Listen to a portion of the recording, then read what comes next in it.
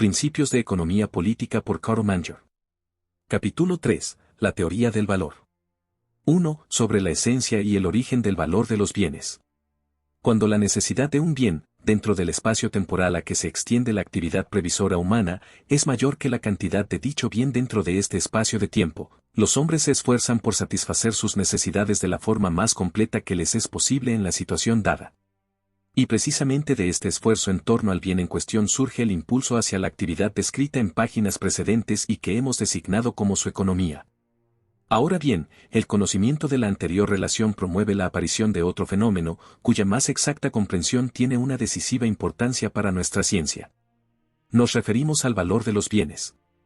Cuando, efectivamente, la necesidad de un bien es mayor que la cantidad disponible del mismo, se comprueba al mismo tiempo que, puesto que una parte de las correspondientes necesidades ha de quedar irremediablemente insatisfecha, no se puede disminuir ninguna cantidad parcial de cierta importancia práctica sin que, al hacerlo, deje ya de satisfacerse, o no se satisfaga por completo, una necesidad que quedaba cubierta antes de que se produjera la citada eventualidad. En todos los bienes que se hallan en la relación cuantitativa descrita, la satisfacción de una determinada necesidad humana depende, pues, de que se disponga o no de una cantidad concreta y prácticamente significativa de aquellos bienes. Si los sujetos económicos adquieren conciencia de esta situación, es decir, si conocen que la posibilidad de satisfacer una necesidad depende con mayor o menor plenitud de la disposición sobre una cantidad parcial de los bienes de que estamos hablando o respectivamente de la relación cuantitativa concreta en que se encuentran estos bienes, entonces tales bienes adquieren para estos hombres aquella significación que llamamos valor. Por consiguiente, valor es la significación que unos concretos bienes o cantidades parciales de bienes adquieren para nosotros, cuando somos conscientes de que dependemos de ellos para la satisfacción de nuestras necesidades. Por tanto, aquel fenómeno vital que llamamos valor de los bienes brota de la misma fuente que el carácter económico de estos últimos, es decir, de la antes descrita relación entre necesidad y masa de bienes disponible. La diferencia entre ambos fenómenos radica en que el conocimiento de aquella relación cuantitativa impulsa por un lado nuestra actividad previsora y, con ello, los bienes que se hallan en esta relación se convierten en objetos de nuestra economía, es decir, en bienes económicos. Por otro lado, este conocimiento nos lleva a la conciencia de la significación que tiene para nuestra vida o, respectivamente, para nuestro bienestar, el poder disponer de cada cantidad parcial concreta de la masa de bienes que poseemos. De este modo, los bienes que se encuentran en la relación antedicha adquieren valor para nosotros. La relación que fundamenta el carácter no económico de los bienes consiste en que la necesidad de estos bienes es menor que la cantidad disponible de los mismos. Hay, pues, siempre cantidades parciales de bienes no económicos frente a los cuales no existe ninguna necesidad humana que deba satisfacerse y que pueden, por tanto, perder su cualidad de bienes sin que por ello quede amenazada la satisfacción de necesidades humanas. Así pues, esta satisfacción no depende de nuestra disposición sobre bienes concretos desprovistos de carácter económico, de donde se desprende que aquellas cantidades concretas inmersas en esta relación, es decir, en la relación de bienes no económicos, tampoco tienen valor para nosotros. Si el hombre que habita en una selva dispone de varios cientos de miles de troncos de árboles, mientras que solo necesita 20, por ejemplo, para satisfacer plenamente sus necesidades de madera o leña, es evidente que no sentirá la más mínima preocupación si el fuego destruye unos cuantos miles de troncos, ya que con los restantes puede cubrir sus necesidades tan perfectamente como antes del incendio. En esta situación, la satisfacción de sus necesidades no depende de unos troncos concretos y, por tanto, no tienen para este hombre ningún valor. Pero sí, en esta misma selva, hay tan solo 10 árboles frutales a disposición del mencionado habitante y si suponemos que la cantidad de fruta de estos árboles no es mayor que la necesidad que tiene de este bien, entonces no podría perderse ninguno de los árboles sin que, como consecuencia de esta circunstancia, se viera condenado a pasar hambre o al menos a no poder satisfacer su necesidad de estos frutos tan completamente como antes. Por tanto, en esta segunda hipótesis cada uno de los frutales tiene su propio valor. Si los habitantes de una aldea necesitan 1000 cántaros diarios de agua para satisfacer sus necesidades y disponen de un arroyo cuyo caudal se eleva a 100.000 cántaros por día, para estos habitantes una cantidad parcial concreta de agua, por ejemplo, un cántaro, no tendría para aquellos habitantes ningún valor, porque, aunque se les prive de esta cantidad o ésta pierda su calidad de bien, pueden seguir satisfaciendo plenamente sus necesidades. De hecho, estos aldeanos dejan que diariamente se pierdan en el mar muchos miles de cántaros de agua, sin que su satisfacción de esta necesidad sufra el menor menoscabo. Mientras se mantenga la relación que fundamenta el carácter no económico del agua, la satisfacción de sus necesidades no depende de un cántaro hasta el punto de que si no dispusieran de él no podrían satisfacerla, y esta es la razón por la que esta cantidad de agua no tiene para ellos ningún valor. Pero sí, a consecuencia de una extraordinaria sequía, o de cualquier otro accidente de la naturaleza, el caudal del arroyo se redujera a 500 cántaros diarios y los habitantes de la aldea de nuestro ejemplo no pueden acudir a otras fuentes, de tal modo que la cantidad total de agua de que ahora disponen no basta para la plena satisfacción de sus necesidades. Es evidente que no permitirán que se perdieran cantidades de alguna importancia práctica del total de que aún disponen, por ejemplo, de un solo cántaro, pues en caso contrario se vería menoscabada alguna parte de la satisfacción de sus necesidades. Así, pues, en la nueva situación cada una de las porciones concretas de la cantidad total disponible tendría valor para ellos.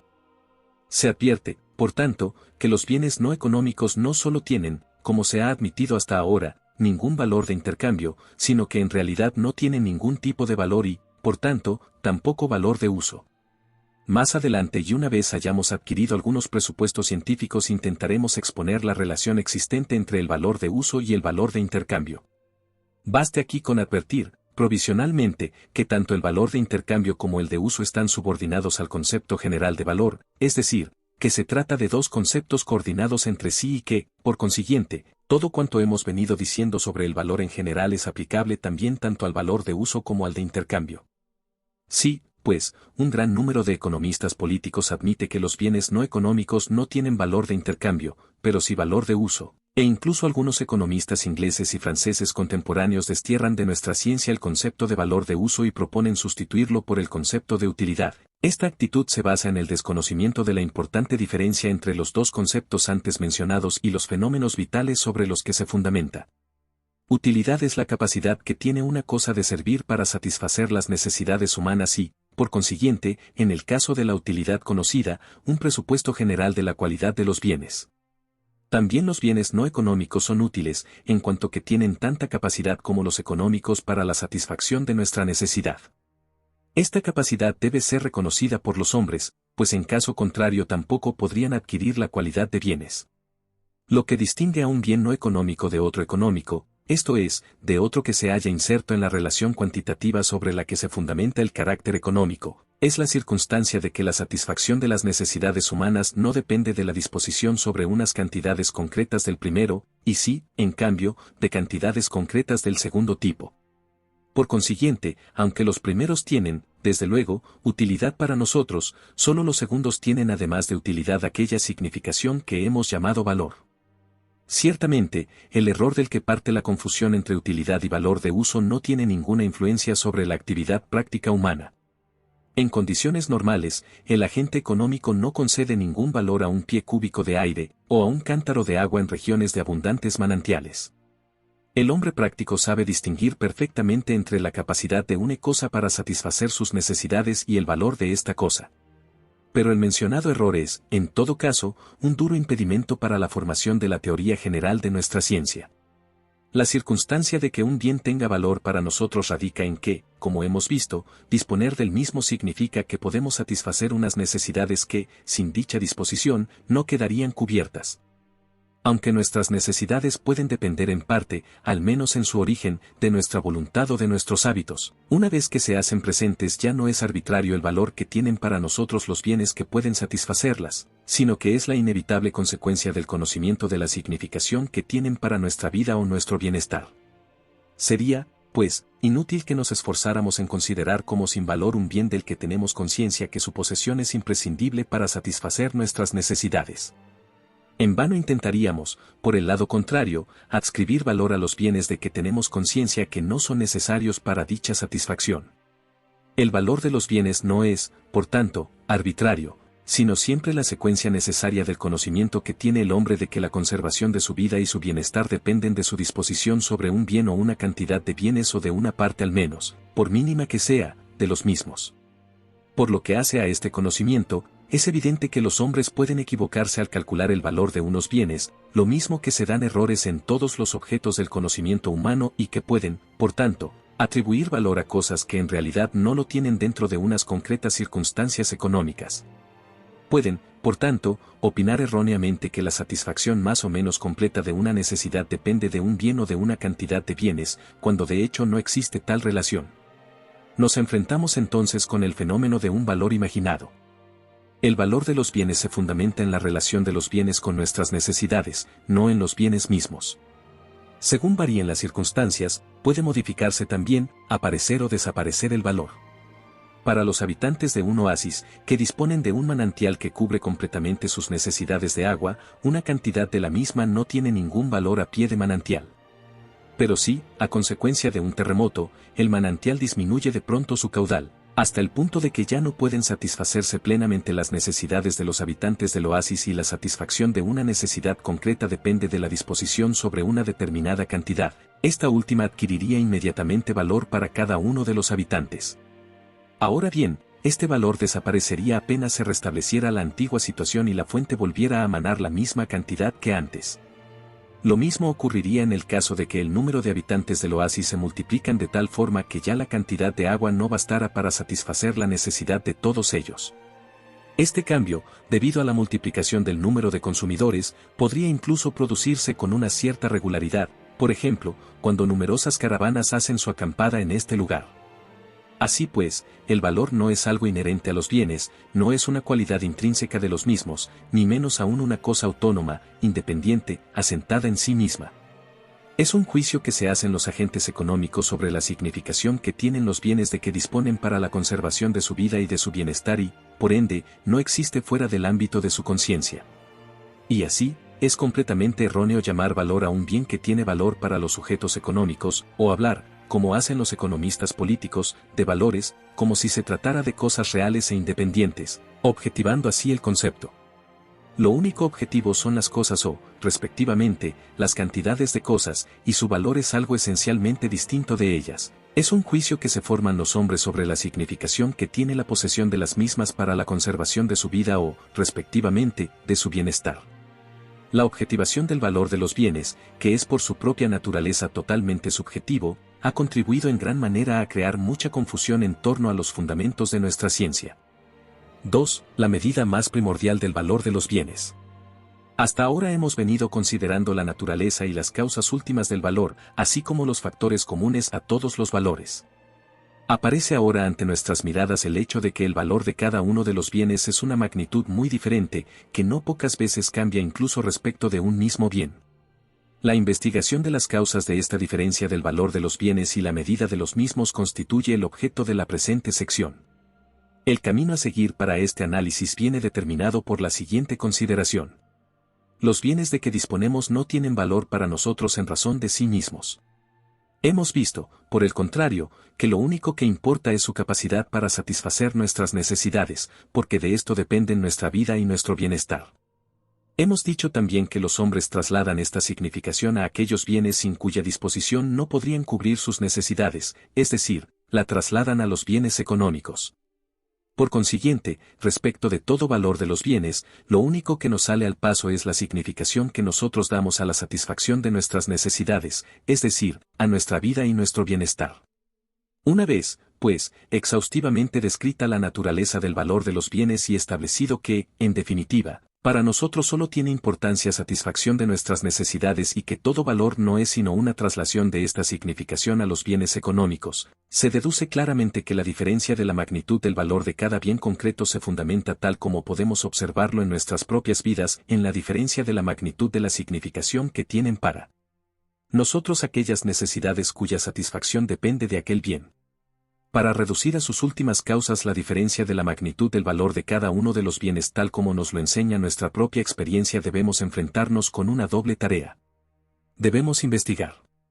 Primero, hasta qué punto es diferente la importancia que tiene para los hombres la satisfacción de unas necesidades concretas, factor o elemento subjetivo, y segundo, qué satisfacciones de necesidades concretas dependen, en cada caso dado, de la disposición sobre un bien determinado, elemento objetivo. Si en el curso de nuestra investigación se descubre que la satisfacción de cada una de las necesidades concretas tiene para los hombres una diferente significación y, además, que de nuestra disposición sobre cada uno de los bienes económicos dependen satisfacciones de muy diversa significación, queda al mismo tiempo solucionado el anterior problema, es decir, queda explicado por sus últimas causas aquel fenómeno de la vida económica cuya solución nos hemos propuesto como punto capital de este análisis. Es decir, queda explicada la razón de la diferencia de magnitud del valor de los bienes. Con la respuesta al problema de las causas últimas de la diferencia de valor de los bienes queda al mismo tiempo solucionado el problema de cómo y por qué está también sujeto a cambios el valor de los bienes concretos. Todo cambio no es otra cosa sino una diferencia en el tiempo. Con el conocimiento de las causas últimas de la diferencia de una categoría de magnitudes se da también a la vez una comprensión más profunda del cambio de las mismas. A. Diferencias de la magnitud de la significación de cada una de las satisfacciones de necesidades, elemento subjetivo. Por lo que hace, en primer término, a la diferencia de la significación que tiene para nosotros la satisfacción de cada una de nuestras necesidades, es un hecho de la más común experiencia que los hombres suelen atribuir la máxima importancia a la satisfacción de aquellas necesidades de las que depende la conservación de su vida y que la medida de la significación de las restantes satisfacciones responde al grado, duración e intensidad del bienestar que se alcanza con ellas. Cuando los sujetos económicos se encuentran en una situación en la que deben elegir entre la satisfacción de una necesidad de la que depende la conservación de su vida y otra de la que únicamente depende un mayor o menor bienestar, suelen inclinarse por la primera. De igual modo, respecto de las necesidades del segundo tipo, eligen aquellas de las que depende un mayor grado de bienestar, es decir, aquellas que, a igual intensidad, tienen una mayor duración o, a igual duración, un grado más intenso de bienestar y no lo contrario. La conservación de la vida depende de la satisfacción de nuestra necesidad de alimentos y, en climas fríos, también del vestido para nuestro cuerpo y de la vivienda, mientras que, de la posesión, por ejemplo, de una carroza o de un tablero de ajedrez solo depende un grado mayor de bienestar. De acuerdo con ello, podemos observar que los hombres temen mucho más la carencia de alimentos, vestidos y vivienda que la falta de una carroza, de un tablero de ajedrez o cosas semejantes. En consecuencia, atribuyen a la seguridad de la satisfacción de las primeras necesidades una importancia incomparablemente superior que la que prestan a la satisfacción de las mencionadas en segundo lugar, ya que de éstas solo depende un placer pasajero, o una mayor comodidad o, en general, un grado más elevado de bienestar.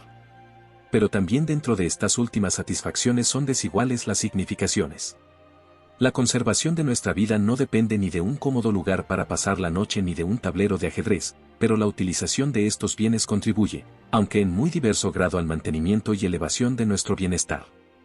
Precisamente por ello está fuera de toda duda que cuando los hombres tienen que elegir entre privarse de la utilización de un cómodo lugar para pasar la noche o de un tablero de ajedrez, prescinden mucho más fácilmente del segundo que no del primero. Vemos, pues, que para los hombres tiene muy diversa significación la satisfacción de sus diversas y concretas necesidades, ya que algunas son de suma importancia para la conservación de sus vidas, otras elevan en grado considerable su nivel de bienestar y finalmente otras lo elevan en menor medida, hasta llegar finalmente a las que solo aportan un pequeño y breve placer.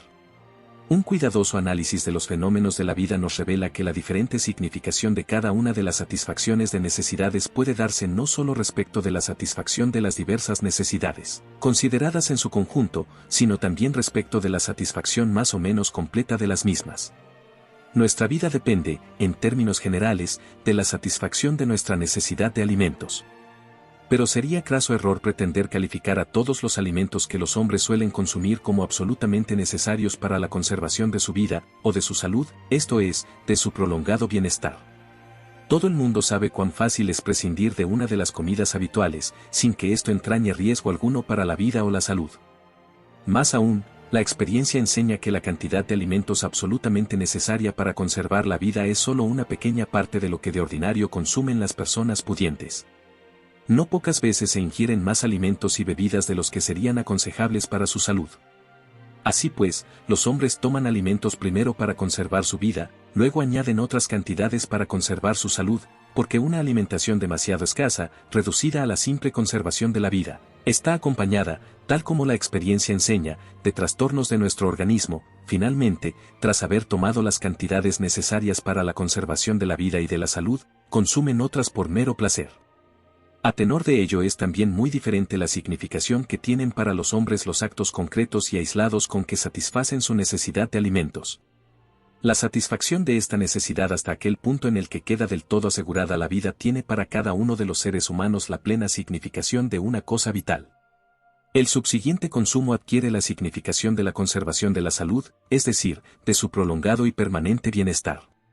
El consumo ulterior ya solo tiene como enseña la experiencia la significación del disfrute de un placer cada vez menos importante, hasta que llegamos finalmente al estadio en el que el consumo se mueve dentro de unos límites, en los que la satisfacción de la necesidad de alimentos es ya tan completa que toda nueva consumición no contribuye ni a la conservación de la vida, ni de la salud, y ni siquiera garantiza al consumidor un placer, sino que comienza a hacerle indiferente, y hasta penoso, incluso puede llegar a constituir una amenaza para su salud y su propia vida. Similares observaciones podemos hacer respecto de la satisfacción más o menos completa de cualquier otra necesidad humana. En los climas fríos es de todo punto necesaria una vivienda o al menos un lugar para dormir protegido contra los rigores del invierno, y para conservar la salud es también necesario que la vivienda esté dotada de ciertas comodidades. Aparte esto, suelen los hombres, en la medida en que sus medios se lo permiten, añadir otros espacios destinados únicamente al placer o la comodidad, salones para recibir, salas de fiestas, salones de juego y recreo, pabellones y palacios para la caza, y cosas similares. No resulta, pues, difícil advertir que también en el ámbito de la satisfacción de la necesidad de vivienda es muy diferente la significación que tiene para los hombres cada uno de los actos concretos destinados a esta satisfacción. Nuestra vida depende hasta un cierto punto de la satisfacción de esta necesidad, de una satisfacción más completa de la misma depende nuestra salud, una satisfacción todavía más elevada aporta un placer mayor o menor, según los casos, hasta que finalmente, y respecto de cada persona, puede imaginarse un punto a partir del cual toda ulterior utilización de las habitaciones de que dispone le resulta indiferente o incluso fastidiosa. Podríamos, pues, hacer, respecto de la mayor o menor plenitud del grado de satisfacción de una misma necesidad, una observación similar a la ya hecha a propósito de las diversas necesidades humanas. Hemos visto efectivamente que para los hombres reviste muy desigual importancia la satisfacción de sus diversas necesidades y que esta significación depende a su vez de la importancia que tienen, desde las que son necesarias para la conservación de nuestra vida hasta aquellas otras, en escalón descendiente, que solo contribuyen a proporcionar un pequeño y fugitivo placer. Ahora vemos, además, que la satisfacción de una necesidad concreta tiene en un punto determinado de su plenitud, una significación relativa máxima y que toda satisfacción que desborde este punto va teniendo una importancia cada vez menor, hasta llegar a un estadio en el que una satisfacción aún más plena de la necesidad correspondiente puede llegar a ser indiferente y, finalmente, todo nuevo acto, aún revistiendo el aspecto exterior de satisfacer una necesidad, no solo no tiene ya para los hombres ninguna importancia, sino que les hastía y les causa tormento. Para facilitar la comprensión de las siguientes y difíciles investigaciones, vamos a intentar dar una expresión numérica a las distintas magnitudes de que hemos venido hablando. Señalaremos con un 10 la importancia de la satisfacción de aquellas necesidades de que depende nuestra vida y luego, en numeración decreciente, con un 9, un 8, un 7, un 6 y así sucesivamente, las siguientes necesidades. Obtendremos una escala de significaciones de las distintas satisfacciones de necesidades que comienza con el 10 y termina con el 1. Asignemos también a la significación de cada uno de los actos con que se satisface una necesidad un valor numérico, decreciente a medida que dicha necesidad se vaya satisfaciendo. Tenemos así para cada una de las necesidades de cuya satisfacción depende hasta cierto punto nuestra vida, un valor que está en relación decreciente con el grado de plenitud de la satisfacción conseguida y del bienestar inherente a dicha satisfacción. Resulta entonces una escala que empieza en 10 y termina en 0. Para aquella satisfacción cuya significación suprema es 9, se obtiene una escala que empieza con 9 y termina también en 0, y así sucesivamente. Las 10 escalas que se derivan del anterior planteamiento pueden plasmarse de la siguiente manera. Primero, 10, 9, 8, 7, 6, 5, 4, 3, 2, 1, 0. Segundo, 9, 8, 7, 6, 5, 4, 3, 2, 1, 0. Tercero, 8, 7, 6, 5, 4, 3, 2, 1, 0. Cuarto, 7, 6, 5, 4, 3, 2, 1, 0. Quinto, 6, 5, 4, 3, 2, 1, 0. Sexto, 5, 4, 3, 2, 1, 0. Séptimo, 4, 3, 2, 1, 0. Octavo, 3, 2, 1, 0. Noveno, 2, 1, 0. Décimo, 1, 0. Supongamos que la escala Y expresa la significación de la satisfacción de la necesidad de alimentos en grado descendente a medida que se va satisfaciendo dicha necesidad, y que la escala V representa la significación de la satisfacción del placer de fumar de una persona.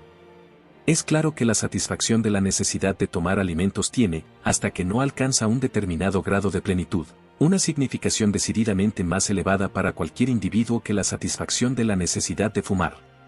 Pero cuando la necesidad de alimentos ha sido ya satisfecha hasta un cierto punto, de tal modo que una ulterior satisfacción solo tiene ya para aquel individuo la significación que hemos señalado con la cifra 6, entonces el disfrute del tabaco empieza a adquirir ya para él la misma importancia que la ulterior satisfacción de la necesidad de alimentos.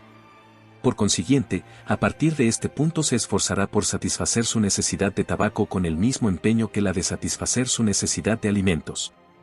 Aunque evidentemente, y en términos generales, la significación de esta última necesidad es, para nuestro individuo, mucho mayor que la satisfacción de la de tabaco, con todo, tras la continuada satisfacción de la necesidad de alimentarse se inicia tal como expresa plásticamente nuestra escala numérica un estadio en el que los siguientes actos de dicha satisfacción tiene una menor significación que los primeros actos de satisfacción mucho menos importante en términos generales, pero no plenamente satisfecha de la necesidad de fumar. Creemos haber explicado con suficiente claridad, mediante este ejemplo tomado de la vida ordinaria, el sentido de las cifras antes dadas, con la única intención de facilitar la visión de un campo de la psicología tan difícil como poco elaborado hasta ahora. La diferente significación que tiene para el hombre la satisfacción de las concretas necesidades no es en modo alguno ajena a la conciencia de los agentes económicos, a pesar de que hasta ahora el fenómeno que hemos analizado ha despertado poco la atención de los investigadores. Doquiera los hombres vivan, y sea cual fuere el nivel de su evolución cultural, podemos observar en todas partes cómo los agentes económicos contrapesan cuidadosamente la importancia relativa de todos y cada uno de los actos concretos que llevan a la satisfacción de sus diferentes necesidades en general y a la satisfacción más o menos completa de las necesidades de cada individuo y cómo guían hasta donde les es posible la actividad encaminada a la plena satisfacción de sus necesidades, economía. Por los resultados de esta comprobación. Más aún, esta ponderación de la diferente importancia de las necesidades, la elección entre aquellas que permanecen insatisfechas y aquellas otras que, a tenor de los medios disponibles, pueden satisfacerse, y la determinación del grado en que estas últimas pueden llegar a la satisfacción, forma aquella parte de la actividad económica humana que llena sus espíritus más que ninguna otra, que ejerce un sin igual influjo en sus esfuerzos económicos y es casi interrumpidamente practicada por todo sujeto económico. El conocimiento de la distinta significación que tiene para los hombres la satisfacción de las diversas necesidades y cada uno de los actos concretos de la misma es la primera causa de la diferencia del valor de los bienes. B. Dependencia entre unas determinadas satisfacciones de necesidades y unos bienes concretos, elemento objetivo.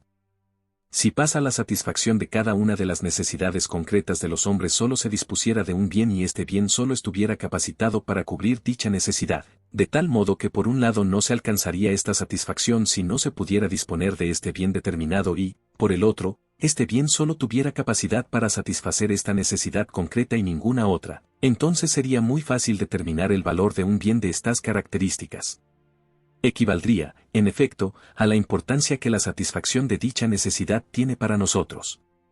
Es claro, en este caso, que en la medida en que para la satisfacción de una necesidad dependemos de nuestra disposición sobre un bien determinado, de modo que esta satisfacción no puede lograrse si no disponemos del citado bien y, al mismo tiempo, este bien no tiene ninguna otra aplicación práctica que no sea la de la satisfacción de aquella necesidad, entonces puede alcanzar la plena significación, pero solo esto que corresponde a la satisfacción de la necesidad de que hablamos. Según sea, pues, mayor o menor la significación que la satisfacción de dicha necesidad tenga para nosotros, será también mayor o menor el valor del bien correspondiente. Si, por ejemplo, un individuo miope es arrojado por una tempestad a una isla desierta y, entre los bienes que ha logrado salvar, hay unas gafas que remedian su miopía, pero no tiene otras de repuesto. Es indudable que tienen para él la plena significación que nuestro individuo atribuya a la capacidad de ver bien, pero nada más, ya que las gafas solo sirven para la satisfacción de esta concreta y expresa necesidad. Ahora bien, en la vida normal la relación entre los bienes disponibles y nuestras necesidades es, de ordinario, mucho más complicada. Para empezar, no se trata de necesidades concretas, sino de un conjunto de necesidades, no de un bien concreto, sino de una cantidad de bienes, de modo que unas veces es grande y otras pequeño el número de satisfacciones de necesidades de muy diversa significación entre sí que dependen de nuestra disposición sobre una cantidad de bienes.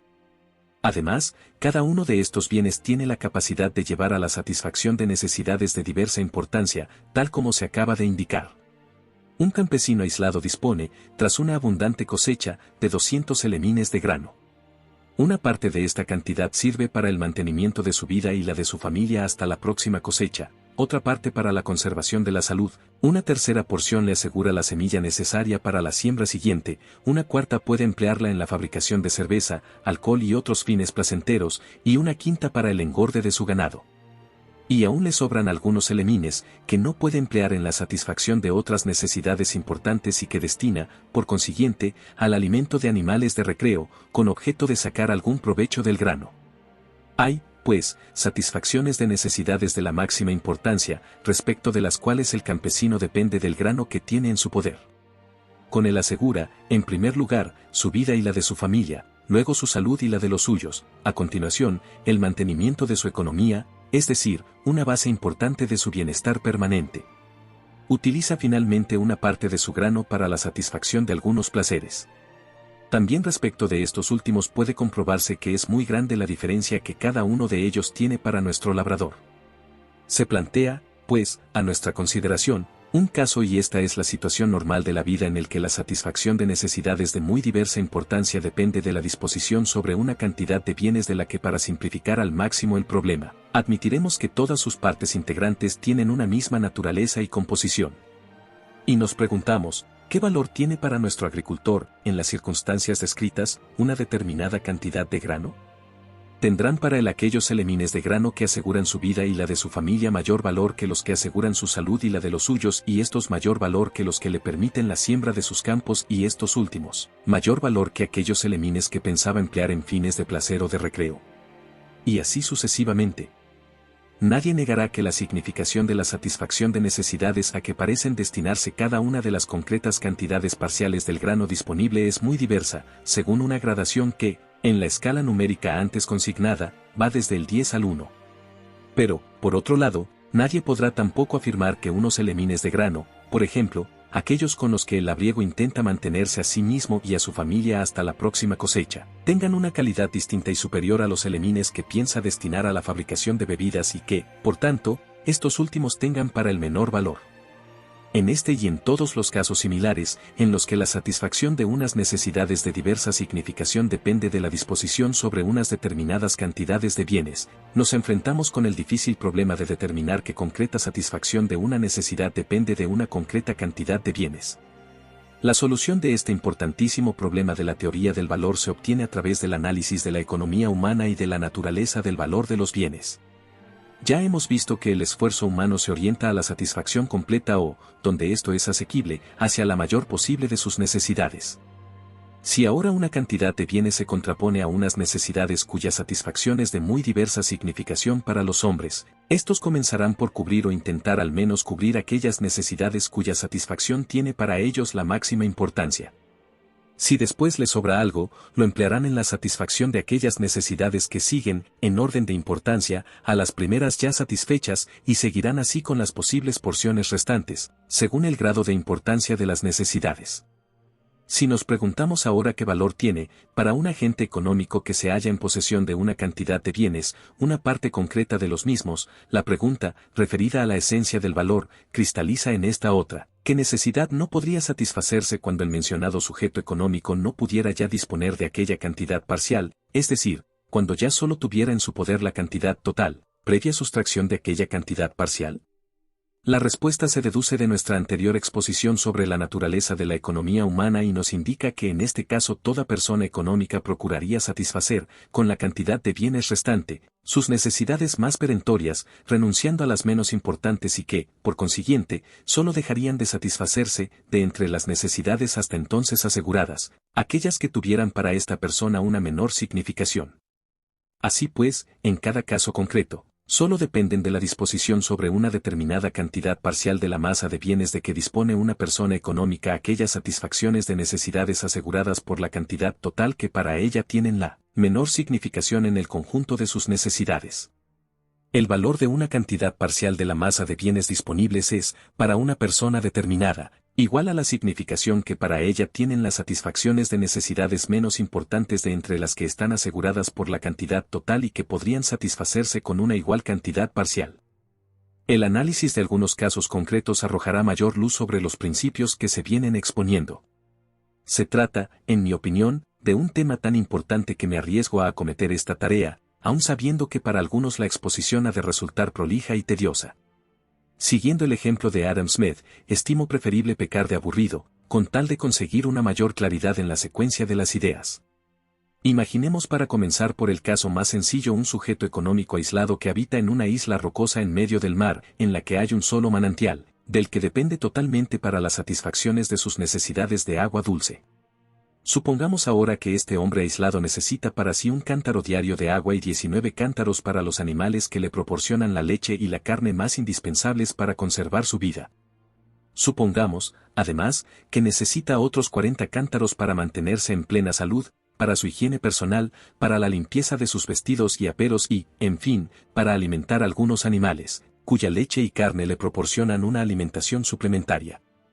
De las cosas enumeradas dependen la conservación de su salud y su permanente bienestar. Finalmente, necesita otros 40 cántaros diarios más, en parte para las flores de su jardín, y en parte para algunos animales, que no le son necesarios para la conservación de su vida y su salud, pero le ofrecen diversión, o le permiten una dieta más variada o, sencillamente, le dan compañía. Todo esto hace 100 cántaros de agua al día. Si la cantidad de agua de que dispone fuera mayor, no tendría en qué emplearla. Mientras el manantial sea tan rico que le proporciona agua para cubrir todas sus necesidades y además vierte al mar diariamente varios miles de cántaros, en una palabra, mientras que la satisfacción de sus necesidades no dependa de la disposición sobre una determinada cantidad, por ejemplo, de un cántaro más o menos de agua, esta cantidad no tendrá para él, como ya hemos visto, ni carácter económico ni valor y, en consecuencia, no puede hablarse tampoco de una medida de este último. Pero supongamos que un acontecimiento natural hace que de pronto el manantial disminuye su caudal hasta el punto de que nuestro isleño solo dispone de 90 cántaros diarios, mientras que, como sabemos, necesita 100 para la plena satisfacción de sus necesidades.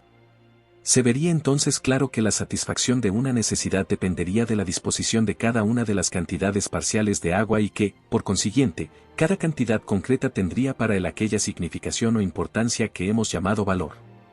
Si nos preguntamos ahora cuál de sus necesidades dependería, en este caso, de una cantidad parcial determinada de los 90 cántaros de agua de que dispone, por ejemplo, ¿qué necesidad depende de 10 cántaros? Nos enfrentamos con el siguiente problema: ¿qué necesidades de nuestro aislado sujeto dejarían de cubrirse si no dispusiera ya de esta cantidad parcial, es decir, de los 90 cántaros, sino solo de 80?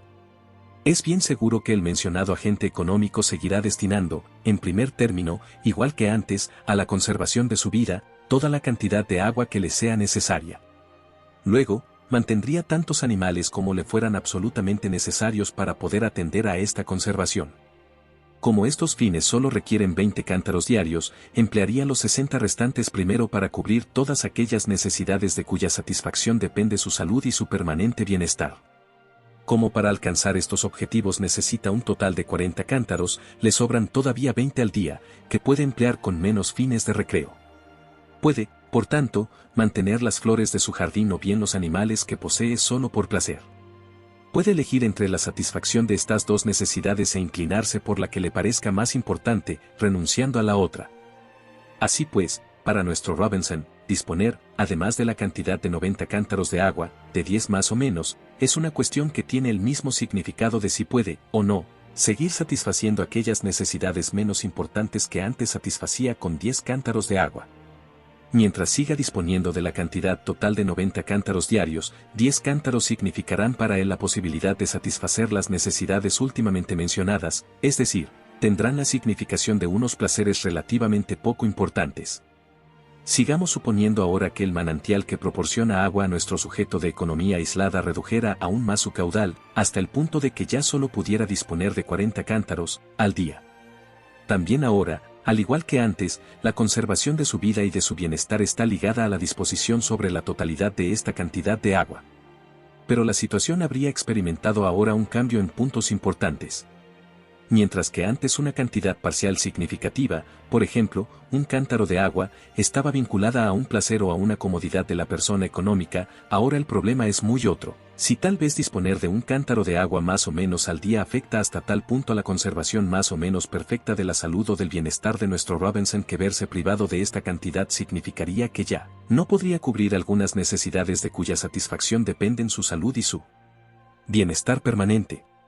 Mientras que cuando nuestro isleño podía disponer de muchos cientos de cántaros, cada cántaro concreto de este bien no tenía para él ningún valor. Más tarde, cuando ya solo disponía de 90 cántaros, cada uno de ellos tenía la importancia del placer que dependía de él.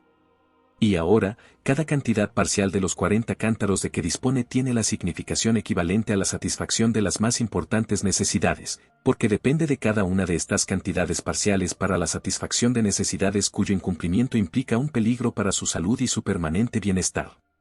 El valor de cada cantidad parcial de los bienes es igual a la significación de cada una de las necesidades que se satisfacen con ella. Si el valor de cada cántaro de agua era inicialmente para nuestro Robinson igual a 0 y en la segunda situación descrita era, por ejemplo, igual a 1, al final este valor, expresado en cifras, se sitúa en el 6. Sigamos imaginando que el manantial se seca aún más, hasta que al final solo arroja un caudal diario que basta justamente para mantener la vida de nuestro isleño, es decir, unos 20 cántaros, que es lo que necesita para sí y para aquella parte del rebaño, sin cuya leche y carne se vería condenado a morir. Es evidente que en este caso hasta la más insignificante cantidad de agua de que puede disponer tiene para él el pleno significado de la conservación de su vida y que, por tanto, el valor del agua alcanza en nuestra escala la cifra 10. Ya hemos visto que, en el primer caso, y cuando nuestro sujeto disponía de miles de cántaros de agua al día, una cantidad parcial de la misma, por ejemplo, un cántaro, no tenía ningún valor, porque la satisfacción de sus necesidades no dependía de un cántaro aislado. En el segundo caso, una cantidad parcial concreta de los 90 cántaros de que disponía tenía ya para nuestro hombre la significación de los placeres, porque placeres eran las necesidades menos importantes, a cuya satisfacción tenía que renunciar con un caudal de agua disponible de 90 cántaros. En la tercera hipótesis, cuando ya solo disponía de 40 cántaros diarios, dependía de cada cantidad parcial concreta la satisfacción de las necesidades más importantes y, de acuerdo con ello, aumentaba también paralelamente el valor de estas cantidades parciales. En el cuarto supuesto, aumentó aún más este valor, cuando la satisfacción de las necesidades más vitales dependía ya de toda cantidad parcial concreta. Supongamos ahora para pasar al estudio de unas relaciones más complicadas, sociales, el caso de un velero, que, cuando se halla a 20 días de distancia de la costa más próxima, sufre un accidente a consecuencia del cual sus provisiones disminuyen hasta tal punto que para poder sobrevivir durante el resto de la travesía los pasajeros tienen que racionar los alimentos, las galletas, por ejemplo. Se daría entonces el caso de que, frente a unas determinadas necesidades, la tripulación del velero solo dispondría de unos determinados bienes, de tal modo que la satisfacción de dichas necesidades dependería totalmente de la masa de bienes disponible. Sigamos suponiendo que la vida de los viajeros solo puede conservarse a condición de que cada uno de ellos se contente con media libra de galleta diaria. Cada uno de ellos dispondría, por consiguiente, de 10 libras de galletas, que tendrían para ellos tanto valor como su propia vida. En estas circunstancias, nadie que apreciara en algo su vida se dejaría persuadir a cambiar esta cantidad de bienes o una parte significativa de los mismos por ningún otro bien que no fuera a su vez un alimento, ni tan siquiera por los bienes más apreciados en la vida normal. Aunque se encontrara, por ejemplo, entre los pasajeros, un hombre muy rico, que, para aplacar el tormento del hambre, estuviera dispuesto a pagar una galleta por su peso en oro, ninguno de sus compañeros de viaje estaría dispuesto a tal intercambio. Pero admitamos el supuesto de que los pasajeros disponen, además de las 10 libras de galletas, de otras 5 libras suplementarias. En tal caso, su vida no depende ya de una libra, porque podrían privarse de ella o podrían también cambiarla por otros bienes que no fueran alimentos, sin poner en peligro su existencia. En esta nueva circunstancia, su vida no depende ya de la disposición de una libra de comida, aunque sí dependen de esta cantidad otros valores, porque puede ser un remedio contra trastornos y desarreglos, e incluso una garantía de su salud, ya que una alimentación tan reducida como la que tendrían que afrontar los que solo pueden disponer de 10 libras, prolongada durante 20 días, tiene efectos nocivos sobre el bienestar físico. Por consiguiente, en esta situación, aunque una sola libra de galletas no tendría para cada uno de los viajeros la significación de la conservación de la vida, sí tendría aquella otra que cada uno de ellos concede a la conservación de su salud o de su bienestar, pues ambas cosas dependen de aquella cantidad. Supongamos, finalmente, que el restaurante de la nave de nuestro ejemplo ha perdido todas sus provisiones alimenticias y que, por tanto, los pasajeros no disponen de alimentos propios, pero que en las bodegas del navío hay estivados varios miles de quintales de galletas y que el capitán, ante la miserable situación en que se encuentran los pasajeros, como consecuencia del desgraciado accidente, permite que consuman cuanta galleta deseen. Es evidente que los pasajeros se precipitarían sobre este alimento para calmar su hambre. Pero no lo es menos que, al verse sometidos durante 20 días a una dieta tan monótona, un buen trozo de carne constituiría un bien de bastante valor, mientras que una galleta aislada tendría un valor muy pequeño y hasta nulo. ¿A qué se debe que en el primer caso disponer de una libra de galleta tenía para cada uno de nuestros viajeros la plena significación de la conservación de su vida, mientras que en el segundo caso tendría un valor que, aunque muy elevado, no es tan vital, y en el tercero no tendría ya ninguno o sería en todo caso de muy escasa significación? Las necesidades de los pasajeros son las mismas en los tres casos, porque no ha cambiado su personalidad ni, por consiguiente, tampoco su necesidad. Lo único que cambia es la cantidad de alimentos con que hacer frente a dicha necesidad, ya que en el primer caso los alimentos se reducen a 10 libras por persona, en el segundo es una cantidad mayor y en el tercero es muy elevada. Y así, va disminuyendo de caso en caso la significación de la satisfacción de las necesidades que depende de las cantidades parciales concretas de aquellos alimentos. Lo que hemos podido observar aquí, primero respecto de un individuo aislado y luego de un pequeño grupo, temporalmente alejado del resto de la sociedad, es también aplicable a las relaciones, más complicadas, de un pueblo o de una sociedad humana. La situación de los habitantes de una región tras una cosecha mísera, otra media y otra ubérrima, refleja circunstancias que son esencialmente análogas a las descritas. También aquí se da, frente a una determinada necesidad, en el primer caso, una pequeña cantidad disponible de alimentos, algo mayor en el segundo y abundante en el tercero. Así pues, también aquí la significación de las satisfacciones de necesidades que dependen de unas concretas cantidades parciales es muy distinta de unos casos a otros. Si en una región, tras un año de extraordinaria cosecha, se quema un almacén con 100.000 selemines de grano, lo más que puede ocurrir como consecuencia de esta desgracia es que se produzca menor cantidad de alcohol o que la parte más pobre de la población tengan que reducir en algo su dieta alimenticia, pero no hasta el extremo de pasar hambre. Pero si la desgracia acontece tras una cosecha normal, serán muchas las personas que tendrán que renunciar a la satisfacción de necesidades más importantes. Y si la calamidad ocurre tras una cosecha misérrima, perecerán por inanición muchas personas. Sintetizando cuanto hemos venido diciendo, el resultado de nuestras anteriores reflexiones puede expresarse en los siguientes principios. 1. La significación que los bienes tienen para nosotros, y que llamamos valor, es solamente una significación figurada o metafórica. En principio, lo único que tiene significación es la satisfacción de nuestras necesidades, porque de ella depende la conservación de nuestra vida y nuestro bienestar. Pero luego, y con lógica consecuencia, trasladamos esta significación a aquellos bienes de los que sabemos que depende la satisfacción mencionada. 2. La magnitud de la significación que tiene para nosotros la satisfacción de las diversas necesidades, es decir, los actos concretos de las mismas, que nosotros podemos realizar a través de unos bienes determinados, es desigual y la medida de la misma se halla en el grado de su importancia para la conservación de nuestra vida y nuestro bienestar. 3. También es diferente la magnitud de la significación de la satisfacción de nuestras necesidades trasladada a los bienes mismos, es decir, la magnitud del valor, y su medida se halla en la magnitud de la significación que tiene para nosotros la satisfacción de las necesidades que depende de los bienes en cuestión.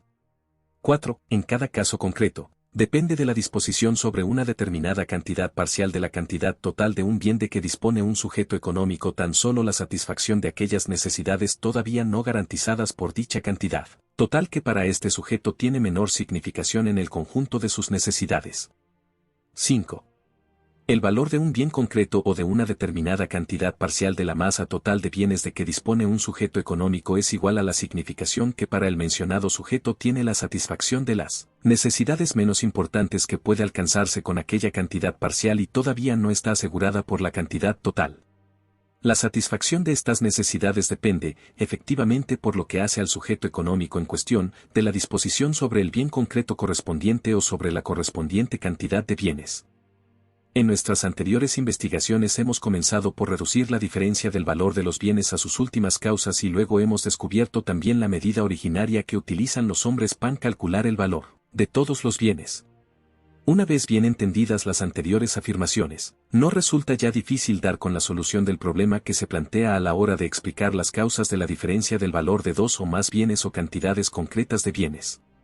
Si nos preguntamos, por ejemplo, a qué se debe que una libra de agua potable no tenga para nosotros, en circunstancias normales, apenas ningún valor, mientras que, de ordinario, concedemos un valor elevado a la más pequeña parte de una libra de oro o a los diamantes, obtendremos la respuesta a partir de la siguiente reflexión. Los diamantes y el oro son tan escasos que la totalidad de las cantidades de los primeros en poder de los hombres pueden guardarse en una caja, y cuanto al oro, un sencillo cálculo demuestra que cabe todo él en un salón de amplias proporciones. En cambio, el agua potable abunda tanto que apenas cabe imaginar un depósito lo suficientemente grande para almacenarla en su totalidad. Por consiguiente, de entre el cúmulo de necesidades cuya satisfacción depende del oro o de los diamantes, los hombres solo pueden cubrir las más importantes, mientras que, de ordinario, no solo pueden satisfacer plenamente sus necesidades de agua potable, sino que, además, hay grandes cantidades de este bien que se dejan perder sin provecho alguno, porque no pueden utilizar la cantidad total de que disponen. No existe, por tanto, ninguna necesidad humana que, en las circunstancias normales, dependa hasta tal punto de una cantidad concreta de agua que no pueda ser satisfecha sin dificultad. En cambio, en el caso del oro y de los diamantes, hasta la más insignificante de las satisfacciones que se aseguran con la cantidad total de que disponen tiene siempre una significación relativamente alta. Las cantidades concretas de agua potable no tienen, de ordinario, para los agentes económicos, ningún valor, mientras que lo tienen, y muy elevado, el oro y los diamantes.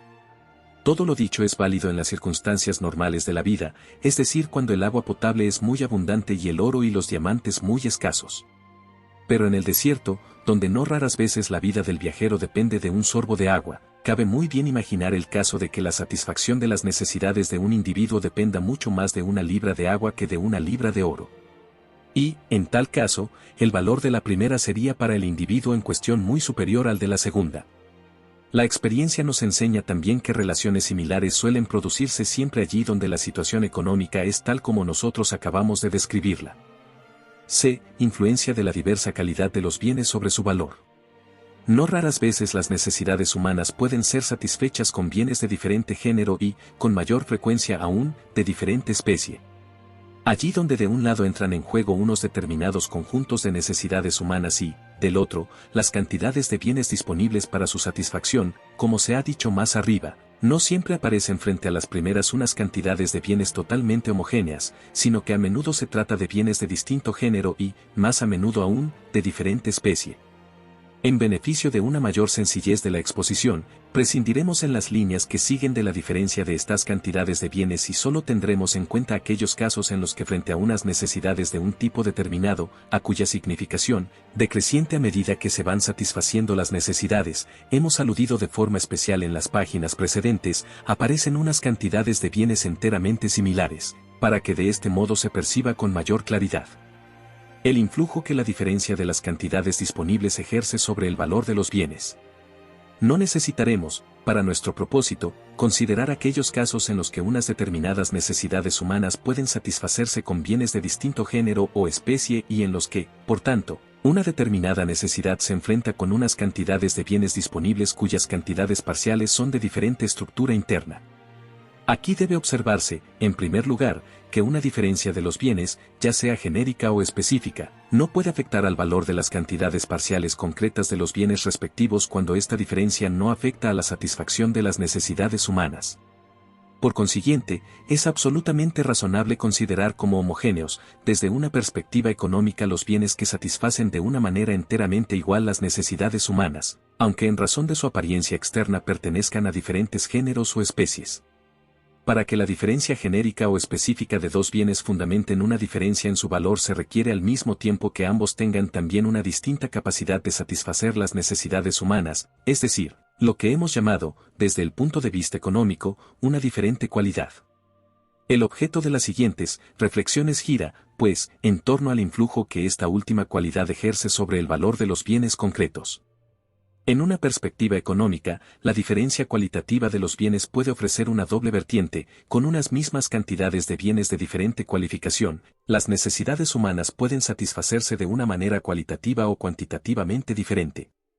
Así, por ejemplo, con una determinada cantidad de madera de haya puede satisfacerse la necesidad humana de calor de una manera cuantitativamente más intensa que con la misma cantidad de madera de abeto. Por el lado contrario, con dos cantidades iguales de alimentos, dotadas de una misma capacidad alimenticia, puede satisfacerse de distinta forma cualitativa la necesidad de alimentos, en el sentido de que, siempre dentro de la misma cantidad, uno de ellos resulta placentero y el otro no, o no con igual intensidad. En los bienes de la primera categoría, la menor calidad puede compensarse íntegramente con una mayor cantidad, pero en los bienes del segundo tipo esto no es posible.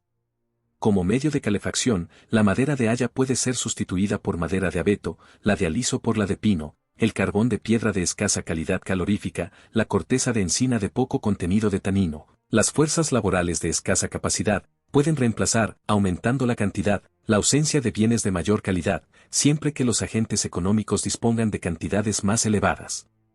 Pero las comidas o bebidas insípidas, las viviendas húmedas y oscuras, los servicios de médicos poco capacitados y otras cosas similares nunca pueden satisfacer de forma cualitativamente completa nuestras necesidades, por mucha que sea su cantidad, de una manera tan perfecta como los bienes correspondientes de una mejor calidad.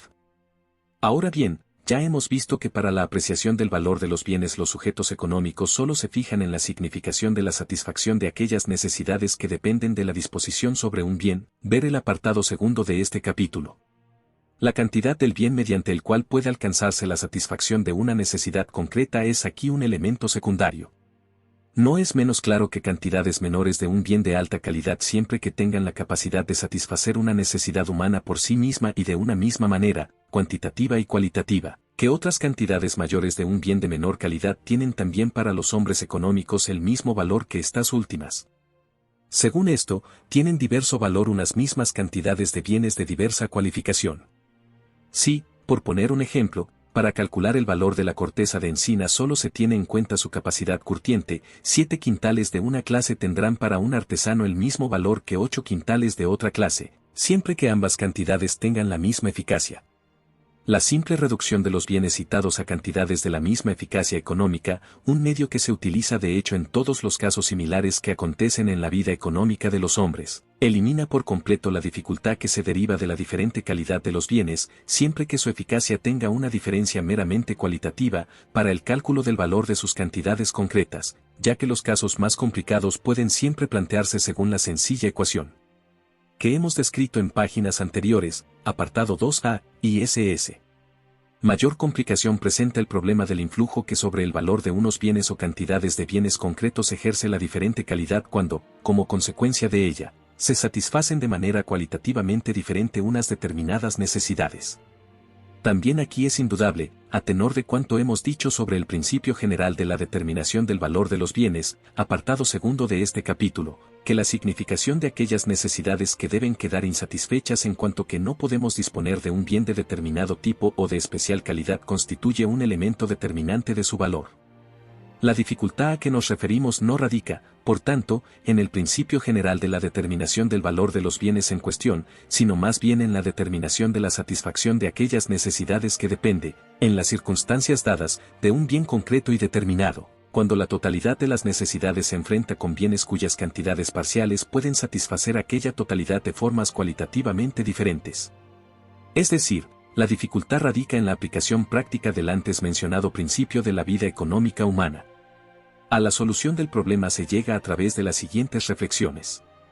Los agentes económicos utilizan las cantidades de bienes de que disponen con la mirada puesta en la diversa calidad de los mismos, siempre que ésta exista. El agricultor que dispone de granos de diversa calidad no emplea, por ejemplo, los peores para la siembra, ni los granos de calidad media para engorde del ganado, ni los de calidad óptima para alimentarse y para fabricar bebidas, ni tampoco emplea indiscriminadamente las diferentes calidades de granos para diferentes fines. Al contrario, destina, según sus posibilidades, el grano más selecto para el primero de los objetivos mencionados, y de lo que le resta, la parte mejor la destina al último, mientras que el grano de peor calidad lo utiliza para el engorde. Así pues, en aquellos bienes cuyas cantidades parciales no tienen calidades diferentes, la cantidad total disponible se corresponde con la totalidad de las necesidades concretas que pueden ser satisfechas con dichos bienes. Pero cuando las cantidades parciales de un bien satisfacen de manera cualitativamente diferente las necesidades humanas, la totalidad de la cantidad disponible no se enfrenta ya con la totalidad de las respectivas necesidades, sino que cada cantidad concreta dotada de una peculiar cualidad, responde a una especial necesidad del hombre económico. Si los bienes de una determinada cualidad no pueden ser sustituidos por otros cualitativamente diferentes en orden a unos determinados usos, entonces tiene plena aplicación la antes mencionada ley de la determinación del valor para las cantidades concretas de estos bienes. Efectivamente, el valor de estas cantidades concretas es igual a la significación de la satisfacción de las necesidades menos importantes todavía no cubiertas por la cantidad total disponible del bien así cualificado. Ocurre entonces que, de hecho, dependemos de la disposición de un bien concreto de la mencionada calidad para la satisfacción de estas necesidades.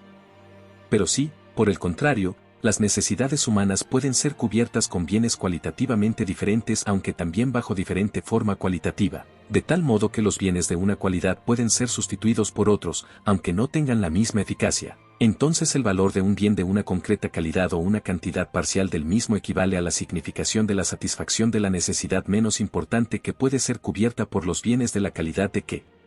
se viene hablando, menos una disminución de la cuota del valor tanto mayor cuanto menor es el valor de los bienes de inferior calidad capacitados para satisfacer la necesidad en cuestión, y cuanto menor es la diferencia entre la significación que tiene para el hombre la satisfacción de la necesidad con el bien más altamente cualificado y la satisfacción de esta misma necesidad con el bien de menor cualificación. Llegamos así a la conclusión de que también allí donde, frente a un conjunto de necesidades, existe una cantidad de bienes de diversa calidad, pero la satisfacción de necesidades de una determinada intensidad depende de una concreta cantidad parcial de estos bienes o de un bien concreto, y, por tanto, también en todos los casos aquí expuestos, tiene plena aplicación el antes enunciado principio de la determinación del valor de los bienes concretos. D. Carácter subjetivo de la medida del valor. Trabajo y valor. Error. Ya hemos aludido antes, al hablar de la esencia del valor, al hecho que éste no es algo intrínseco, ni es una propiedad o una peculiaridad de los bienes, y mucho menos una cosa autónoma e independiente en sí misma. Esta afirmación no queda invalidada por la circunstancia de que un bien tenga para un agente económico algún valor y para otro, en diferentes circunstancias, no tenga en cambio ninguno. Añadimos ahora también la medida del valor es totalmente subjetiva y que, por consiguiente, un bien puede constituir para un sujeto económico un gran valor, para otro un valor menor y para un tercero un valor nulo, según sea la diferencia de la necesidad y la masa disponible. Lo que uno desprecia, o aprecia en poco, es deseado por otro. Lo que uno desecha otro lo busca. Puede observarse no raras veces que mientras un sujeto económico concede el mismo valor a una determinada cantidad de un bien que a una mayor de otro, hay personas que juzgan el valor de esta cantidad de forma exactamente opuesta. Así pues, el valor es de naturaleza subjetiva, no solo cuanto a su esencia, sino también cuanto a su medida. Los bienes tienen siempre valor para unos determinados sujetos económicos y, además, para estos sujetos solo tienen un determinado valor. El valor que un bien tiene para un sujeto económico es igual a la significación de aquella necesidad para cuya satisfacción el individuo depende de la disposición del bien en cuestión. La cantidad de trabajo o de otros bienes de orden superior utilizados para la producción del bien cuyo valor analizamos no tiene ninguna conexión directa y necesaria con la magnitud de este valor. Un bien no económico, por ejemplo, una cantidad de madera en un gran bosque, no encierra ningún valor para los hombres por el hecho de que se hayan empleado en ella grandes cantidades de trabajo o de otros bienes económicos. Respecto del valor de un diamante, es indiferente que haya sido descubierto por puro azar o que se hayan empleado 1000 días de duros trabajos en un pozo diamantífero. Y así, en la vida práctica, nadie se pregunta por la historia del origen de un bien, para valorarlo solo se tiene en cuenta el servicio que puede prestar o al que habría que renunciar caso de no tenerlo. Y así, no pocas veces, bienes en los que se ha empleado mucho trabajo no tienen ningún valor y otros en los que no se ha empleado ninguno lo tienen muy grande. Puede ocurrir también que tengan un mismo valor unos bienes para los que se ha requerido mucho esfuerzo y otros en los que el esfuerzo ha sido pequeño o nulo. Por consiguiente, las cantidades de trabajo o de otros medios de producción empleados para conseguir un bien no pueden ser el elemento decisivo para calcular su valor. Es indudable que la comparación del valor del producto con el valor de los medios de producción empleados para conseguirlo nos enseña si y hasta qué punto fue razonable, es decir, económica, la producción del mismo. Con todo, esto solo sirve para juzgar una actividad humana perteneciente al pasado. Pero respecto del valor mismo del producto, las cantidades de bienes empleados en conseguirlo no tienen ninguna influencia determinante ni necesaria ni inmediata. Es también insostenible la opinión de que las cantidades de trabajo o de otros medios de producción necesarios para la reproducción de los bienes son el factor determinante del valor de estos. Existe un gran número de bienes que no se pueden reproducir, por ejemplo, objetos antiguos, cuadros de los viejos maestros, etc. Hay, pues, una serie de fenómenos de la economía nacional en los que podemos observar que ciertamente tienen valor, pero no la posibilidad de reproducción y, por consiguiente, el principio determinante del valor no puede ser un elemento vinculado a la reproducción. La experiencia enseña asimismo que el valor de los medios de producción necesarios para la reproducción de numerosos bienes, por ejemplo, rehacer vestidos pasados de moda o máquinas anticuadas, es mucho mayor que el valor del producto mismo, mientras que en algunos casos es inferior. Por tanto, ni la cantidad de trabajo requerida para la producción o reproducción de un bien ni otros bienes constituyen el factor determinante del valor. La medida viene dada por la magnitud de la significación de aquella necesidad para cuya satisfacción dependemos y sabemos que dependemos de la disposición de un bien, ya que el principio de la determinación del valor es aplicable a todo fenómeno de valor. Este principio no conoce excepciones en el ámbito de la economía humana. La significación que la satisfacción de una necesidad tiene para nosotros no tiene su medida en nuestro capricho, sino, por el contrario, en la significación independiente de nuestro capricho que la satisfacción de una necesidad tiene para nuestra vida o nuestro bienestar. Con todo, la significación de las satisfacciones de necesidades o respectivamente los actos concretos de las mismas corre a cargo de y es valorada por los agentes económicos, lo que quiere decir que esta valoración como cualquier otro conocimiento humano está sujeta a errores. Ya hemos visto antes que para los hombres tiene la máxima importancia la satisfacción de aquellas necesidades de las que depende su vida. A esta sigue, por orden de importancia, la satisfacción de aquellas a las que está vinculado su bienestar. Las satisfacciones de que depende un mayor nivel de bienestar, a igual intensidad, las más duraderas, a igual duración las más intensas, tienen una mayor significación que aquellas otras de las que depende un menor grado de bienestar. Pero esto no impide que algunas personas necias, arrastradas por su ignorancia, juzguen a veces la importancia de la satisfacción de las necesidades concretas de manera contraria y que haya incluso individuos cuya actividad económica es ciertamente razonable, es decir, que se esfuerzan por adquirir una recta comprensión de la auténtica significación de la satisfacción de las necesidades y por tanto de poner un sólido fundamento a su actividad y que, sin embargo, están expuestos a equivocarse. Riesgo inseparable de cualquier género de conocimientos humanos.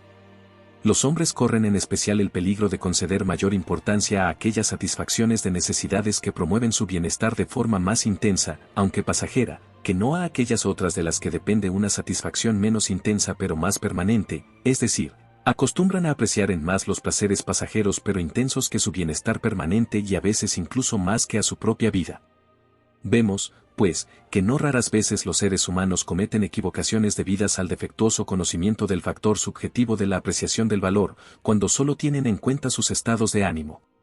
Con todo, los errores más frecuentes se producen cuando se trata del conocimiento del elemento objetivo de la determinación del valor, y en particular del conocimiento de la magnitud de las cantidades de bienes de que se dispone y de sus diferentes calidades. Justamente esta circunstancia pone bien en claro por qué en el ámbito de la determinación del valor de los bienes concretos se deslizan tantos errores en la vida económica.